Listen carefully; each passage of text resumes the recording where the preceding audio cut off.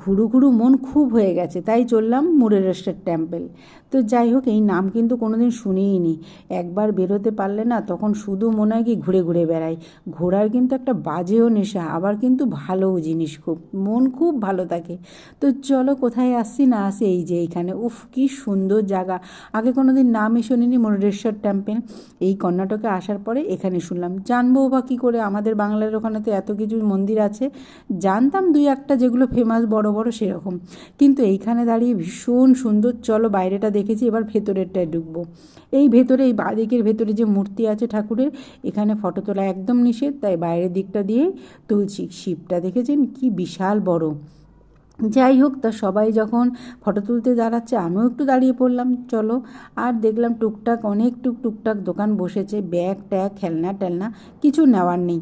চলো দুটো খাওয়া দাওয়া করে আবার বেরিয়ে পড়বো। তো চলো ধোসাকে এবারে